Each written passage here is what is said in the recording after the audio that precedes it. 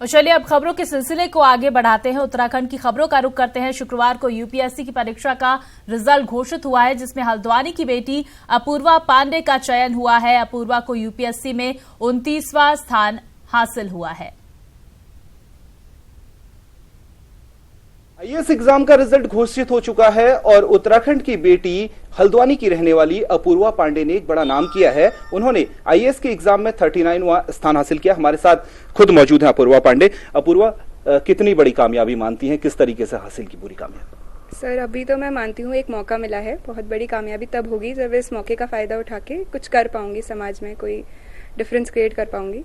तो एक अपॉर्चुनिटी की तरह देखती हूँ मैं इसको। किस तरीके की तैयारी रही? जनरली लोग कहते हैं कि भाई हम कोचिंग करते हैं, बड़े शहरों में जाइए, इलाहाबाद जाइए, बनारस जाइए, दिल्ली जाइए। क्या आपने भी कहीं कोचिंग की, किसी की मदद ली? किस तरीके से कोचिंग? मेरे ख्याल से अपनी व्यक्तिगत चॉइस है। लोगों को, किसी को कोचिंग सूट करती है, कुछ को नहीं करती। मुझे पर्सनली लगा कि मैं कोचिंग के बिना ज़्यादा अच्छा कर सकती हूँ। बाकी आजकल इंटरनेट का बहुत पेनिट्रेशन है, उसके थ्रू हमको बहुत कुछ इन्फॉर्मेशन मिल जाती है। प्रीवियस टॉपर्स अपनी स्ट्रैटेजीज और अपने आइडियाज़ वहाँ पे शेयर करते हैं, तो मुझे उसका काफ़ी फ़ायदा हुआ।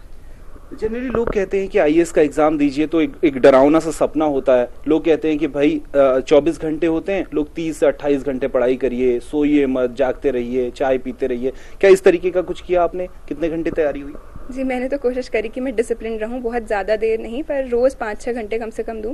बाकी एग्जाम से 2-3 महीने पहले मैंने बेशक ज़्यादा पढ़ाई करी है, 10-12 घंटे, परंतु मैंने कंसिस्टेंसी और डिसिप्लिन पे ज़्यादा फोकस करा, सारी चीज़ों का बैलेंस बना के रखा। आईएएस बनने के बाद, क्योंकि अब तो बन चुकी हैं आप आईएएस, बस ट्रेनिंग के बाद आप फील्ड में उतरेंगी, क्या वो चीज़ें हैं जिन पर आप फोकस करना चाहेंगी कम से कम? जी, मेरे लिए 3 क्षेत्र बहुत इंपॉर्टेंट हैं।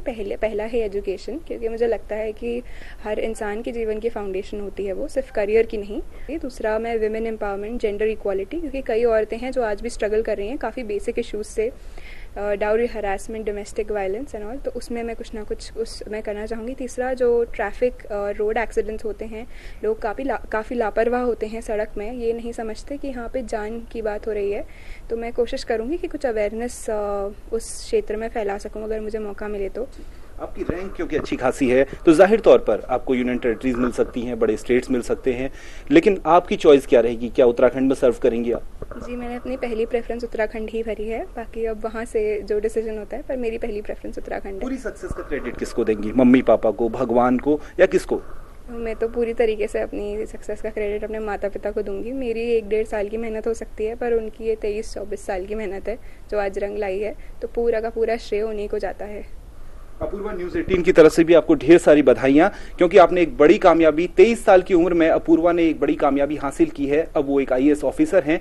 हालांकि ट्रेनिंग के बाद वो जब मैदान में उतरेंगी तो जो उन्होंने सपने देखे हैं, 3 बड़े सपने, महिला सुरक्षा को लेकर के, सड़क को लेकर के, और एक तीसरा एक अन्य सपना, अगर वो पूरा होता है तो वाकई ये उनके लिए भी और पूरे देश के लिए भी किसी सपने से कम नहीं होगा, क्योंकि ये समस्याएं वाकई जमीनी समस्याएं हैं। कैमरा पर्सन विनोद कुमार के साथ शैलेंद्र नेगी, न्यूज़ 18, हल्द्वानी।